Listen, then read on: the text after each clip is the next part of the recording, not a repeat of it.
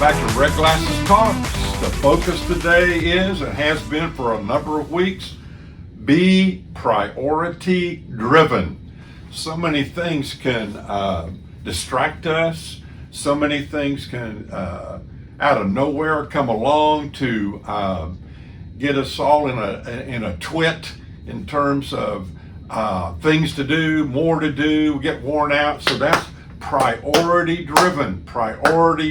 That's what we're looking at. Matthew 22, 37 to 39. So we're focused now for the last few weeks on parenting, and in particular, fathers and dads. How to be a great dad. So here are some essentials that we've covered so far for dads. Number one, you got to have your priorities right. Matthew 22, 37 to 39 gives us the priorities he wants us to have, all of us.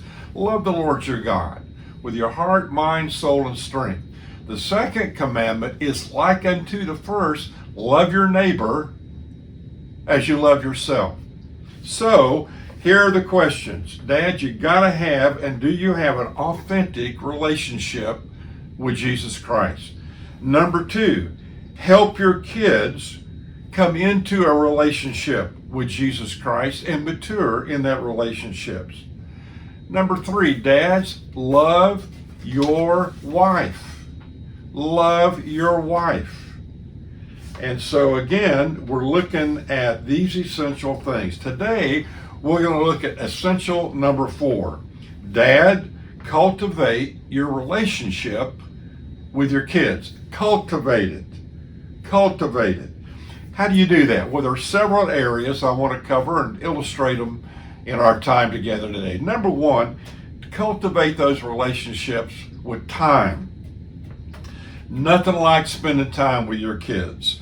So I remember when my daughter was probably in about, 3rd, 4th, 5th grade, 6th grade, but we always put an afternoon when school was out, we called it Dad's Day.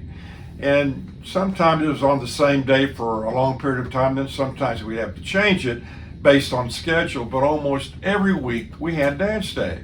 And that's when we would go do something together. It could be simple, it could be something with a little more planning involved in it. But I remember one time we were walking through a mall close to where we lived in Houston, and we both had an ice cream cone, and that ice cream was all over my face, all over her face, sticky on her fingers. And she stopped and looked up at me and said, "Dad, I just love being with you." Ooh, does that motivate a dad? So we've got to spend time with our kids. My son Luke. So I get a phone call one day. I'm in my office, and this is in Orlando, and I don't know, Luke was probably, 9, 10 years old, and the call comes through, and I'm actually in a meeting, and my assistant knocks on the door and I said, anytime the kids call or my wife calls, you come get me. So I go out, take the call, and it was my wife said, you need to come home right now.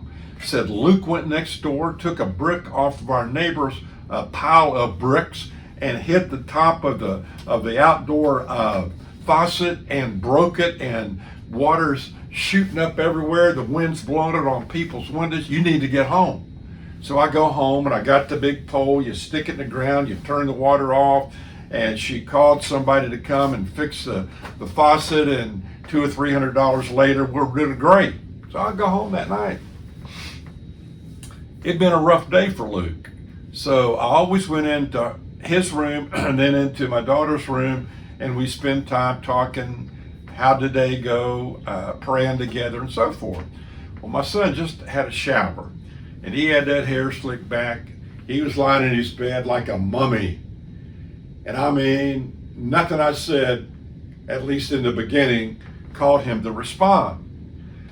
So finally I said, well, Luke, I know it's been a tough day, and I know some days we go through tough stuff. I hope we got to learn our lessons and so forth. And finally, he shot up out of the bed and looked at me and pointed across to the other room where his mama was and said, "Dad, you got to do something about that woman."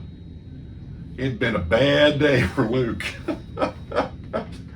I remember years ago, we had our family in South Florida. I was speaking somewhere, and we were all there for about a week, and we were out by a pool one day, and there were some other families there, and there were a couple of girls in the pool, small girls, and they were kind of waiting for their dad to come out. And so Mama was there and said, Mama, where's Dad? Where's Dad? Well, sweetheart, he's inside. He's still got some work he's got to do. And the kids said, well, so much for fatherhood. Kids need time with Daddy. Do it. So the first thing is time. The second thing is listening. Listening. Pay attention to your kids when they're talking to you. I'll never forget the time when I came home, I was reading something, Luke came up and he was talking to me, and he could tell I was trying to listen, but I was also reading, which is not a good deal. He grabs me with his little hands by the cheeks and looks at me and says, "Dad, when I'm talking to you, listen to me." He was making a good point. I love a little article that I've saved over the years that says this about listening.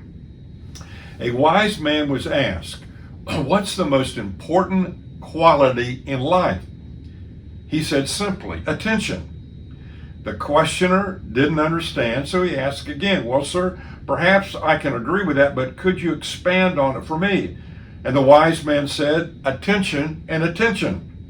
After a long pause, the inquirer finally asked again, "Sir, could you explain it a little bit further?"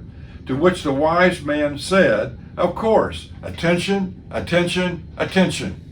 You got to give focused attention to your kids. Are you doing that? And then finally, number 3, and I could list 100 things we need to be doing with our kids, but pray with and pray for your kids. Those nights, and I hardly ever miss a night when I go in would be with Kristen and then go next to the next room and be with Luke. Those times were so sweet. And I remember they would pray, I would pray, would ask them what they wanted to pray about. But that time together in prayer was powerful. So here we go. Time with your kids. Listen to your kids. Pray with and for your kids. So Dad, how you doing on this?